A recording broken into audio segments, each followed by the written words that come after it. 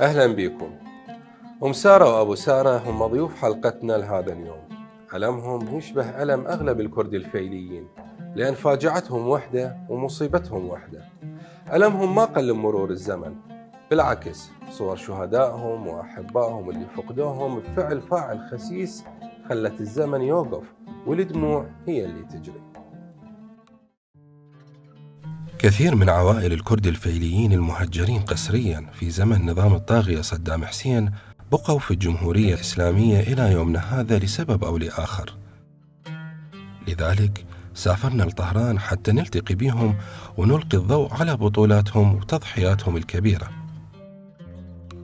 بهذه المدينة الجميلة قضينا أيام نوثق تاريخ مأساة الكرد الفيليين عن لسانهم، فهم شهود على عصر مظلم وضحايا طاغية مجرم.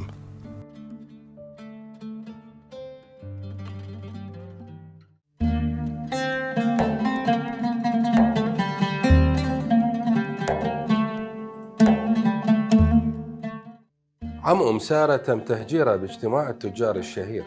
كم يوم ونرجعكم للعراق. هاي الجملة قالوها لعم أم سارة وهو صدقها.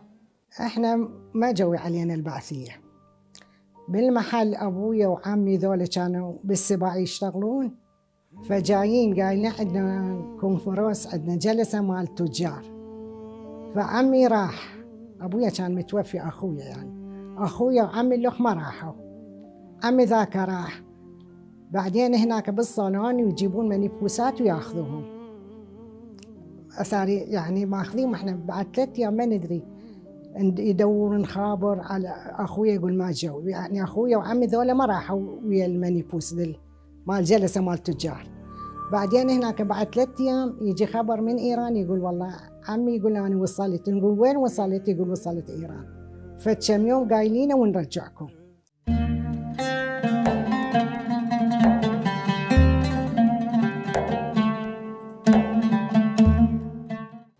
نور يا أخو أم سارة أبلغ أفراد أمن البعث أن يهجروا مع عمه، راد يحميه من بطشهم وطغيانهم، وفعلا تم تهجيرهم سوا.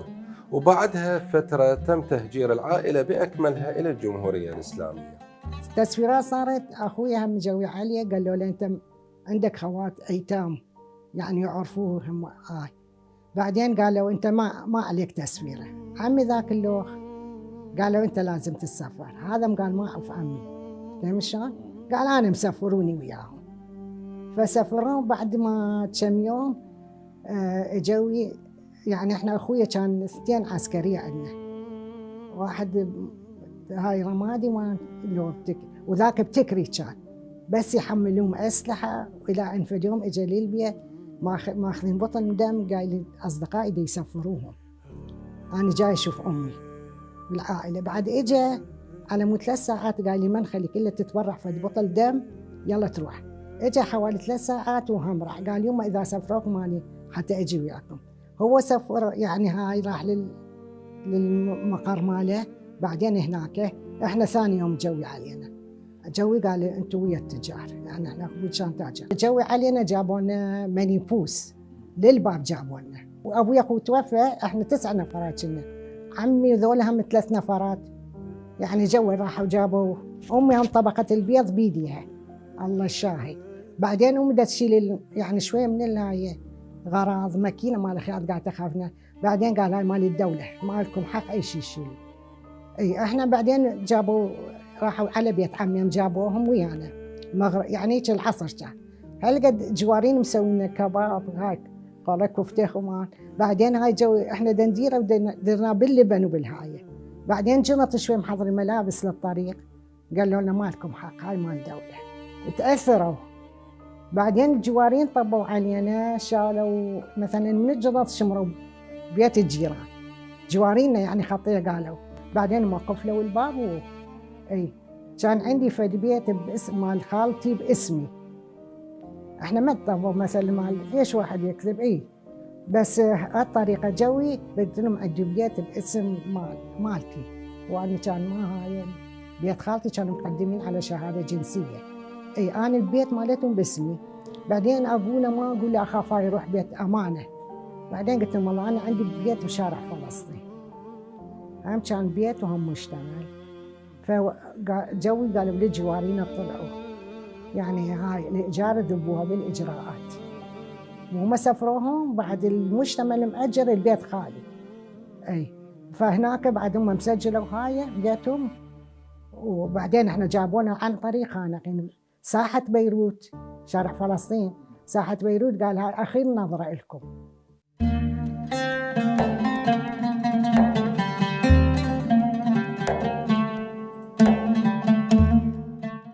كان أبو سارة موظف بوزارة النفط، هذا الشيء حماه ولو لفترة من قضية التهجير، لكن ما حماه من محاربته بطرق أخرى. التسويق صار مفاجأة على سنوات اجتماع تجار بالتجار ماكو، سافروا عوائلهم بعدين اجوا علينا. الي ما لا أنا وزارة النفط أزور أماكن سرية. كان عندي مثلا منزل مالتي قوي، ولا لا قصة واسطة عندي أو هذا لا. حكم أستاذي كان أرمني وعلاقة بيد الأرامنة، الحقيقة غير بيد الأرامنة.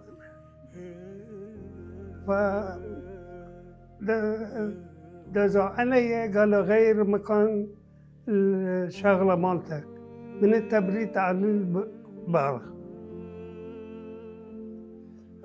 تروح للبيت تجيب بطانية شي وياك وتعال لنا بالمعمل. أسبوعين بالمعمل، بالليل بالنهار الصبح سيارات تشتغل أمن العامة، دول وحزب البعث أمرهم قسم يهينوهم، قسم يعتدون عليهم. فمو أخلاقهم. يعني ما كنت أقبل أجي حقيقة، لأن ما بهالمعمل مثلا أنا بي كانوا غيرهم بي غيروا أماكن مال عملهم، شنو تبعي أنا ما حد شنو مو على مصلحة يا عم أقول أنا ما بالعكس، كنت حالي حال إيرانيين. كانوا يقولوا لي قسم من إيراني ما سافروكم من عرب، قلت خلي يسافروا، الشعب هناك عايش ونحن نروح، مو ما يهمنا يعني.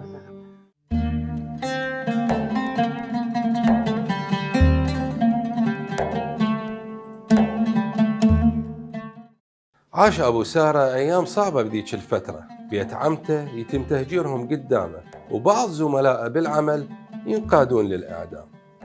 بيت عمتي بساطنة تجار سافروهم، طبينا بيتهم ودعناهم، إلا لا ما كانوا يحجون وياي. حتى ضبط الأمن مال المعمل يسلم العمال دول حزب الدعوة وحزب الشيوعيين للإعدام ياخذوهم، يشدوا عيونهم وإيدهم قدام العمال.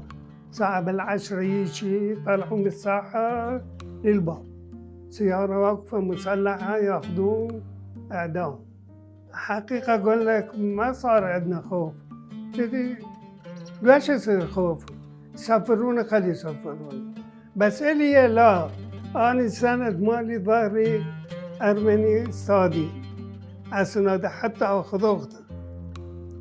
فذاك مسؤولين مستعمر هذا بيده، فما كنت أخاف. أبوي متوفي، أخوتي وأخواتي ما المدرسة كلية طبيعي.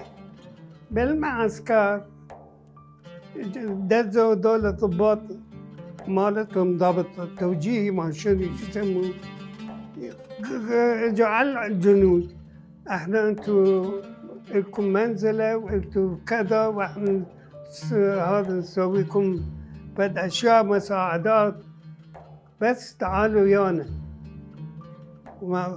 بعدين قرايبي مسؤول كان حزب الشيوعي، واحد شيوعي وقف بوجهه قال له اذا احنا مخلصين انتم تدرنا ليش نص سفرتوا؟ نص سفرين واحنا باقي. هذا شو قول؟ جواب الضابط. بعدين وراه ضغطوا عليه وين يرجع.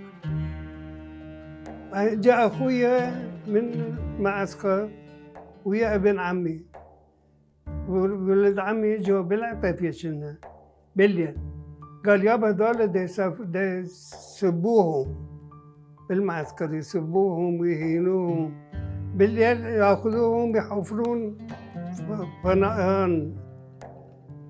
خنادق للجنود، وبالنهار يجيبوهم للمعسكر خانقين.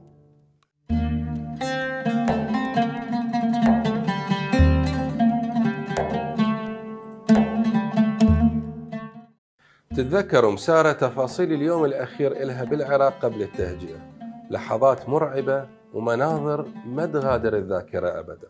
نخاف يعني مثلا يقول ياخذون النسوان ويعني يبهذلوهم، شلون احنا هاي كنا قلنا هسه كله راح. بعدين جينا شارع فلسطين قال اخر نظره لكم في الشهر نروحوا يم امام خميني. احنا بعدين فاد قال ما نقدر بعد هاي هسه الليل نعشيكم، يعني هيك قلنا حتى لو عشان احنا ناكل.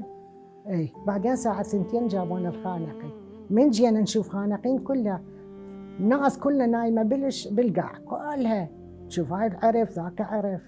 بعدين جابونا صار الصبح، جابونا ايران فاتحه الحدود يعني سيارات مال جيش مال طابوق وذبونا بيها بهالحاله.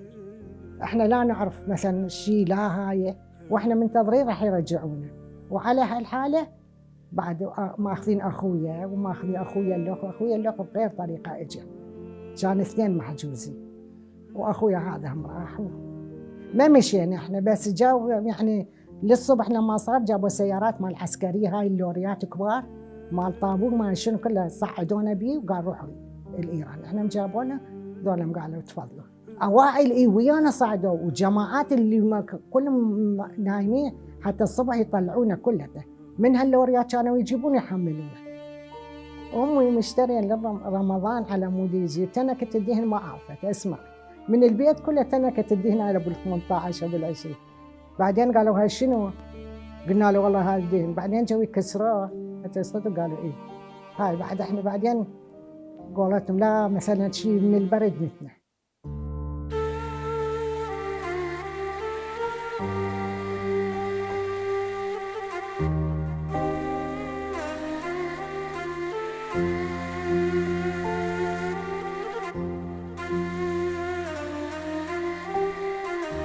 جنوين دينين لقشت ملتان كاملة جور كرد آوارة كريان، أنفال كيمياوي سيدارة وزندان، يا خلاط مان بي بخطا وتاوان، نكل نكوتر نماسي دريا كسان وكيما راويان نكريا، أرال خوشي دياريان نيا هرولي كردا بشان زاريا، منيش فيليم بشم أيبي قوشلين بتكنن بزانن شبي.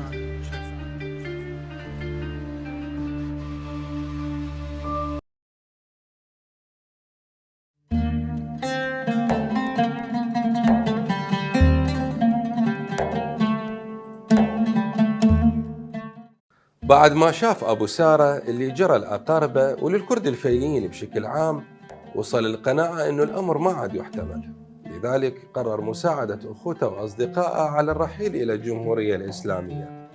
بعدها أخذ عائلته بأكملها وهاجر هربا من بطش وظلم نظام الطاغية. شوف أنا عسناد أخذ أخت الأستاذي أرمني، هو مستعمر بيدنا رامنا. الأستاذي كان يقول لي قال أنت آري وأنا آري، يعني أصليتنا ويلا. فقال لي يجون يسبسرون يحكي عدل وياهم لا تخاف. فمن هذه جينا أخذوا جواري ماكو بيت عمتي بصفنا، لكن شفت ماكو فايدة بعد نبقى ماليش. بعدين أمر من مجلس قيادة اللي يغيب 3 أيام يسلموه. أنا فوق يمكن أسبوعين 3 والله ما أروح. كل أحد ما سافرني أرمني أبد ما كتب غايب، يعني ما تداوم. كل شلون أخلص دولة، شلون نروح جنود هذا خانقي كان، شلون أسافرهم. وسط الإقرار سافرناه. أخوتي 2 جاوا للبيت، واحد من عندهم قال لي إذا ما تسوي لي شارة مثل ما ذاك خبر هزمنته أنت إلا بتهزمنا. أنا رحت على الجماعة السياسيين، ماكو مثلا كردستانيين، حكيت لهم قصة قالوا ما يخالف احنا نساعدك. سووا كتاب هذا أخذوه ورحنا ساعتنا بالنهضة اتفقنا ويا دولة الإقرار أخذوه. وصلوا لإيران احنا تحركنا، أنا وأمي و3 خواتي وأخويا الصغير. تحركنا من على الموصل، من موصل دهوك رحنا. من دهوك بعد بالليل ننام هذا عراق كردستان عراق، بالنهار بكردستان تركيا نتغدى. وهذا الطرق كلهم مسلحين. ضابط الأمن أنا رايح بيته ونسوي أشياء مثلا الشغل ماله، مخلي شماره من تليفوني هنا. من دول اللي يلزمونا استخبارات وين رايحين وحالة حرب وما شنو. إذا كذا قال إذا تكذب قدام العالمين شيء نرميك. كان يسكتوا منه. سؤال من احنا ايش لازمنا؟ خواتي 3 وامي واخويا الصغير. بالليل عراق، بالنهار تركيا كردستان تركيا. عن ما جينا للشمال.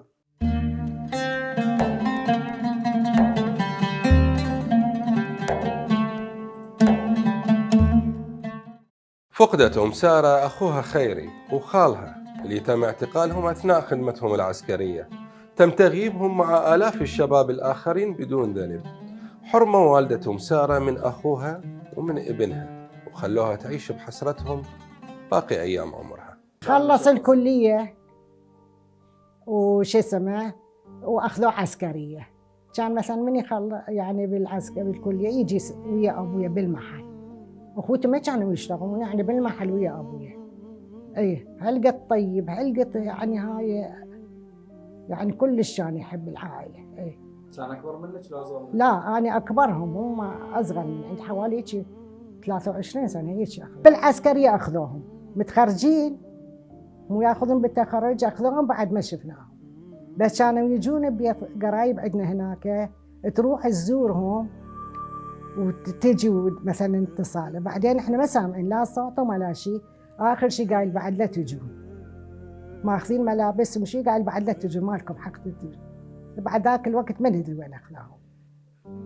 بعد ما جابوا جماعات أسمائهم مثلا هسه الفوق مالت ابن عم يعني زوجي ذولاك 12 واحد من عندهم، 12 واحد منهم اخو هذا يصير احنا مستاجرين ماله عمره 15 سنه، قال صفحه مزين وصفحه ما مزين.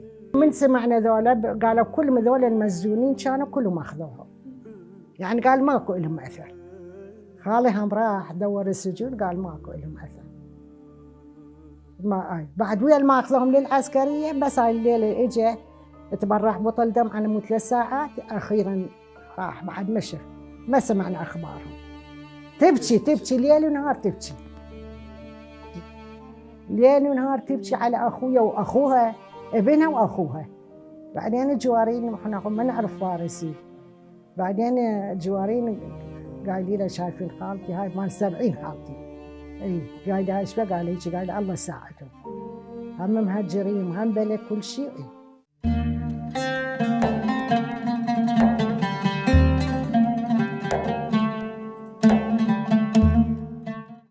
رغم مرور سنين طويلة على استشهاد أخوها، لكن أم سارة ما زالت تشتاق له، ودموعها عليه لحد هسه ما جفت.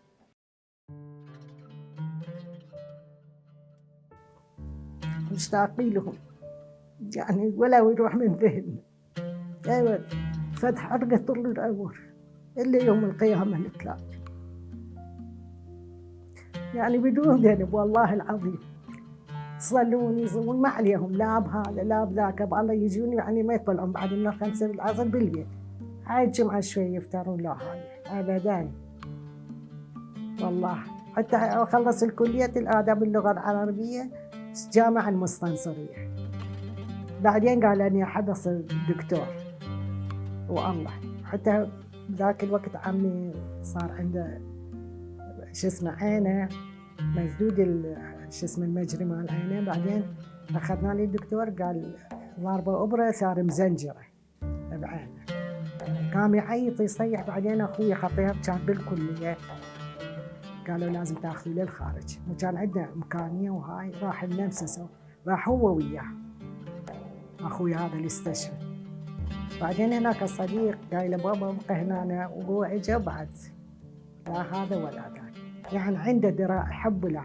هو شنو اصلا هالقد شطي يعني نشيط وشاطر، الاكل ومنصب له هو وهيك قاعد يعني هالقد حرك، يعني مو عنده بالهاي خبز لا هم حنين وهم هاي كلش.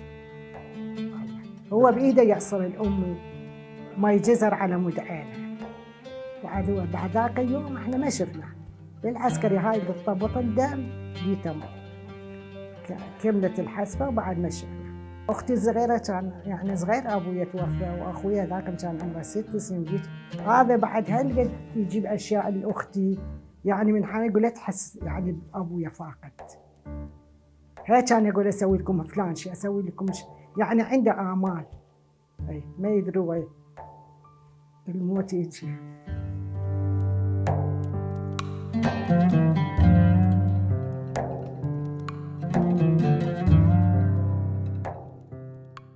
هذا يا ضمير الحاكم الجلاد،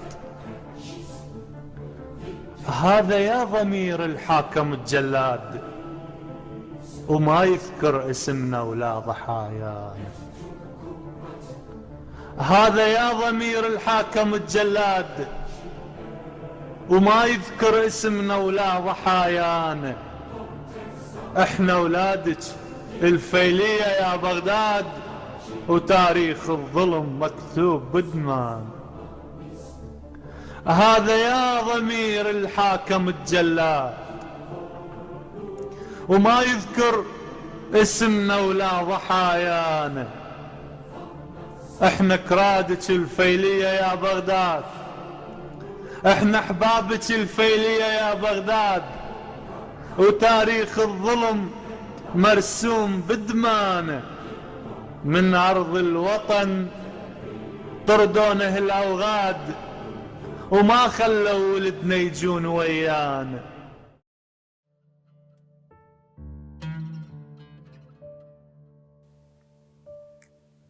والله فدينا يعني هاي من جامعوا اخبار مال الشهداء، احنا ما ندري يعني هو هذول الماكو الشهداء كلهم راحوا.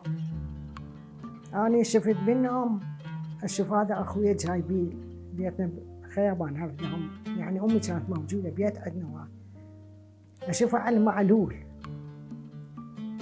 وأنا هالقد أبكي والله العظيم. هذا قاعد أقول له إيش بيك هاي، ليش هيك مسوي بيه؟ هو ما يحكي يعني هاي، بس هيك قاعد على هاي. هذاك آخر نظرة شفته، وبعدين جابوا أخباره. إحنا خلينا أنا مع زهنة، سوينا لهم مراسم وهاي. قلنا إذا هاي مصير يخلونا هناك بالنجف على مقبرة السرداب مالتنا صورهم وهاي أسمائهم. يعني ما أقول لك بعد إحنا هاي كل أخبار يجيبون إحنا نبكي. يعني مو بس على شهدائنا، من يجيبون الشهداء نتذكر شهدائنا. هو كل شهداء الإسلام، صحيح لو لا؟ يعني ما مسوين فد شي عمل سيء لو تقول يعني هاي تقول إيه والله يقول نقطة الهاي هذا حرام ذاك حرام. والله يوقع حرام بالبيت احنا كله، يعني العائلة ما أقول العالم كله، يعني يقول هذا مال من أخاف يعني. لا إنسان بعد هم هنيئا لهم، ما أقول يعني يم الله هم منزل عندهم والله، بس احنا حشاك الإنسان الهاي هنا سووا تالي ما تالي.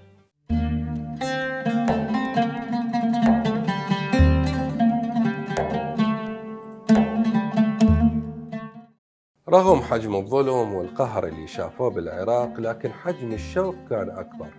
حب الكرد الفيليين للعراق هو حب غير مشروط، مهما عانوا وتأذوا بهالبلد يظل هو عشقهم الأول والأخير. طبعا اشتاق ولدت هناك 3 أخوة، أقول 5 أخوة 4 خوات، واحد مات 3 خوات 8 نفرات. أمي مثلا عمرها كبيرة، صارت عبرة 1000 هذا 100.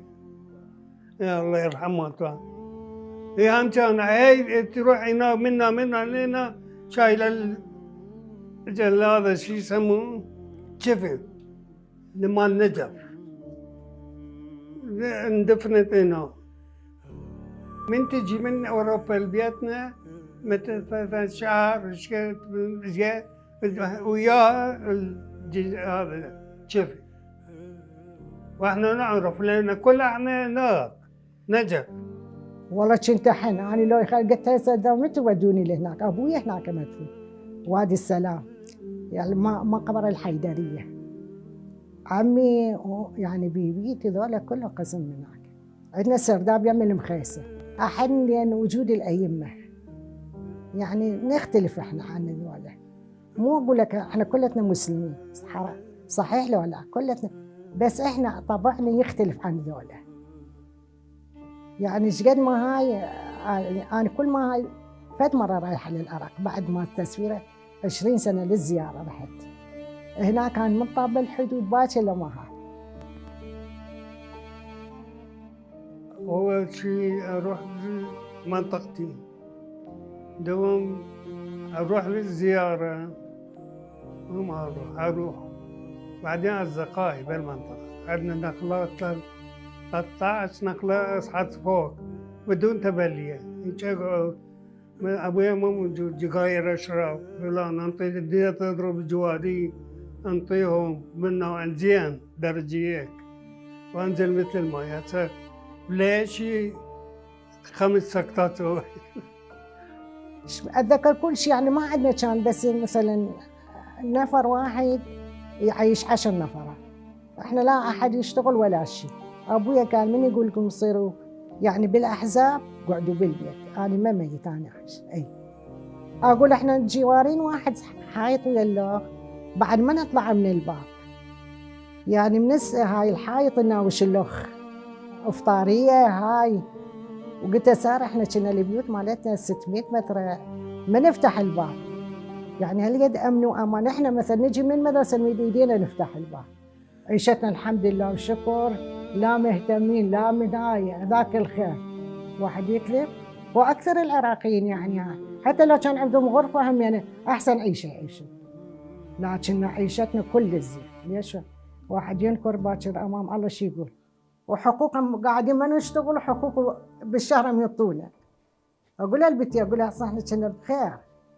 حتى المسيح يعني ماكو كان جواني يعني ولا كأنما لا ما عندنا هيجي، لا واحد يسوي مشاكل، هذا لا فتن ولا صحيح لا مثل أخوة.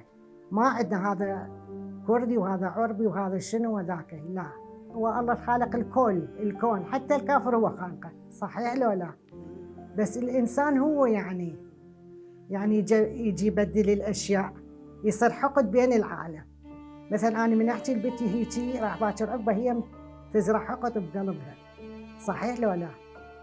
فالإنسان ما لازم تفرقه. هسه أنت إدارة بيها تشتغل، أكو ناس زينين وأكو ناس مو زينين، صحيح لو لا؟ أنا شو علي بيهم؟ دخالة ما لازم أتدخل بشغلي، أنا علي بنفسي وذاك علي بنفسي، صحيح لو لا؟ هو هاي التفرقة اللي خلت. وبالعكس هو الكراد الفيلية أمينين، تدري لو لا؟ إخلاص عندهم، مخلصين. أنا كردية قابل يوم واحد أقول أنا كرد أصلي، صحيح لو لا؟ الله خالقني هيجي، هو معلمني أنا من أجيب اللغة، صحيح لو لا؟ هو الله مثلا ناطق هذا يحكي ذاك يتكلم، احنا مو بيدينا يعني. هسه مثلا كلتنا مو شيعة، بعد شيعة أميرة وبوجود الأئمة أنا أتأثر. يعني احنا هلقد قريبين كنا قبلا كنا بالكاظمية، بعدين نزلنا. قلتك الواحد يجي يروح يزور يسوي، هسه وين؟ الله وكيلك هسه مشى صار 24 سنة وراي.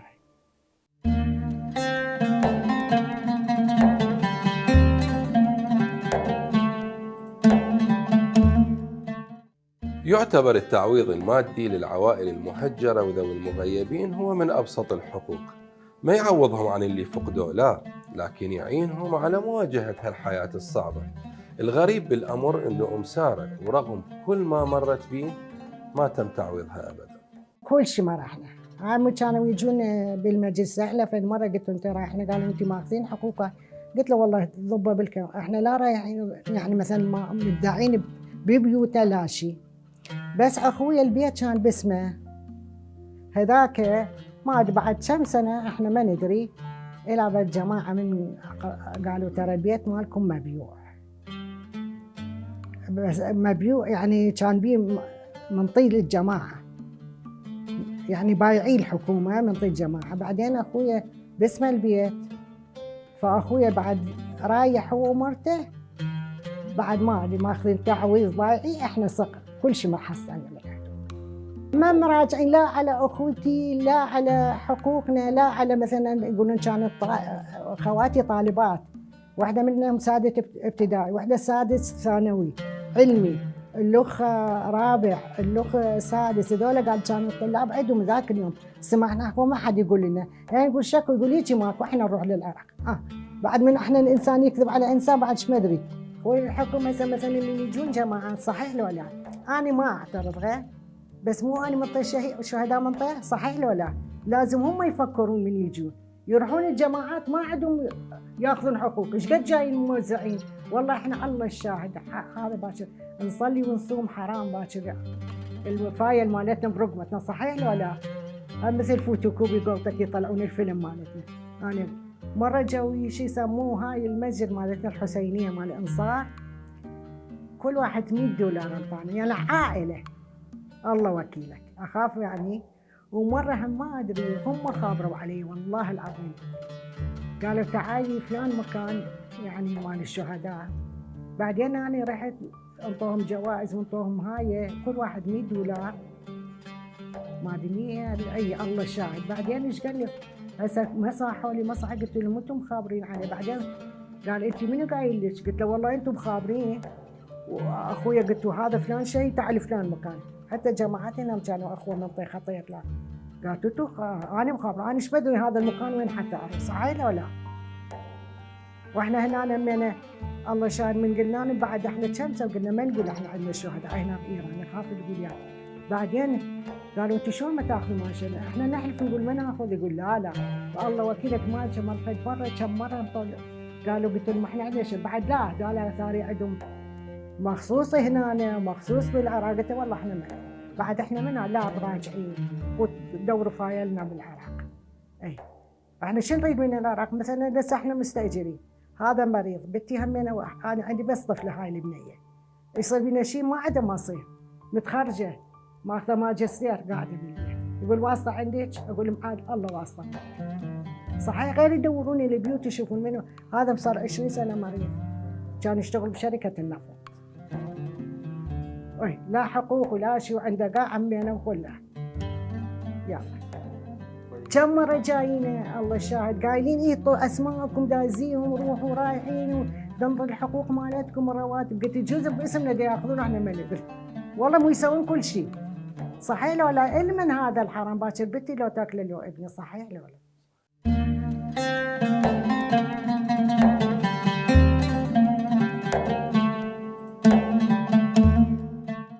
دموع أم سارة على أخوها الشهيد خيري أبداً ما انقطعت. مرت سنين طويلة بس بعدها تشتاق له.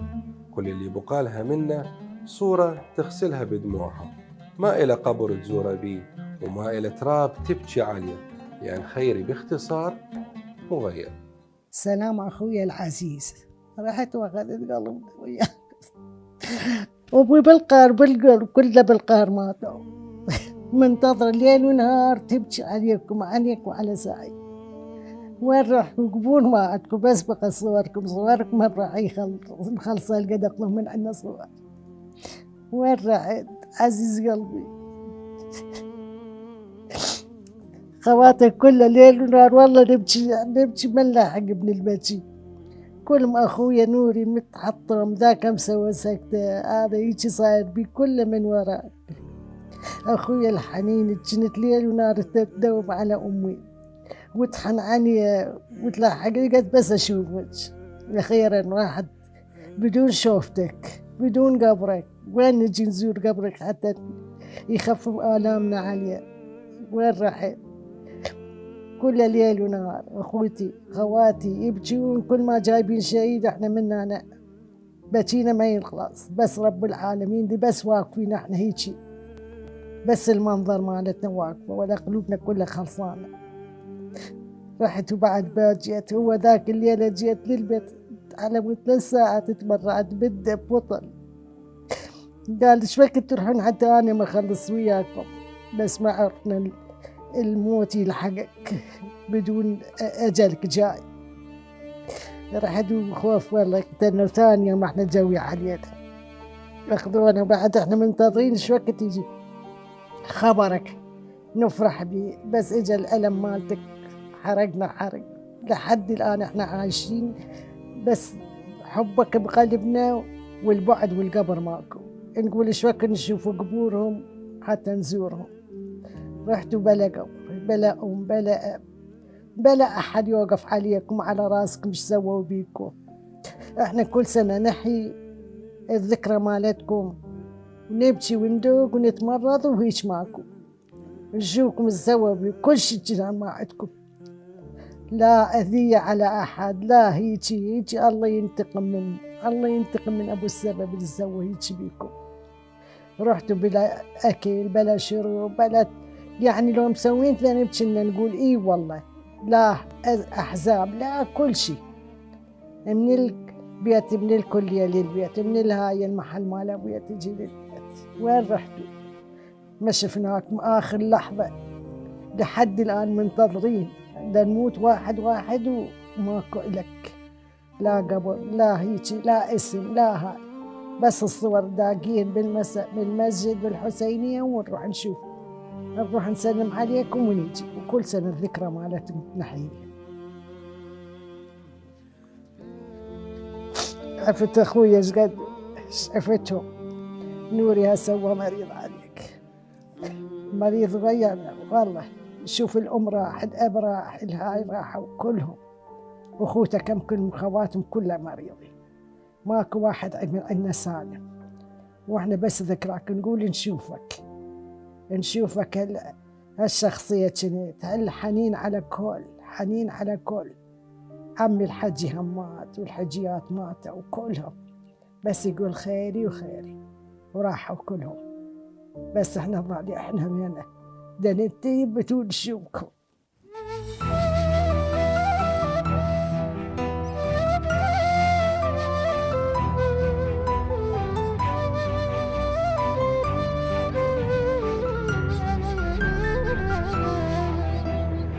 من دم المسفوك ظلما والسنين، من صدى آهات أمي والحنين، صرختي يا موطني يا موطني، ذا دم الفيل يهديك الوتين، رغم طاغ رغم جزار ونار، يشرق الإصباح له من بعد حين.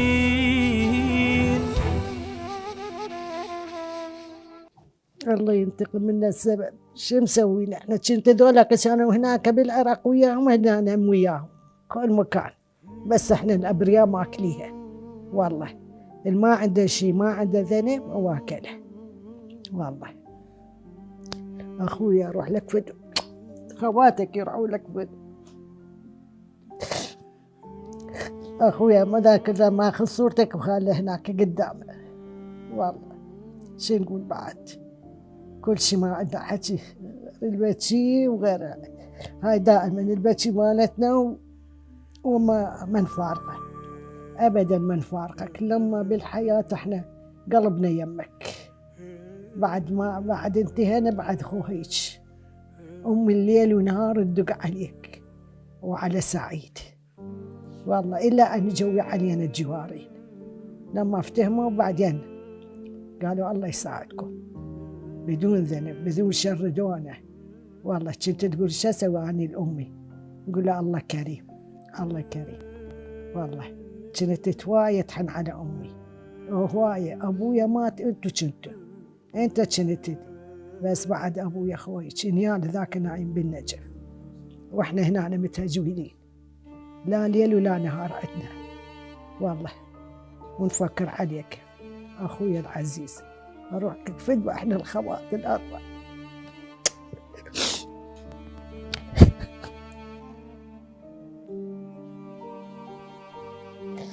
والله ما ندري شو نسوي، ما ندري شو نسوي عليك. اروح لك فدوى عزيز قلب كلتنا، عزيزنا روحنا.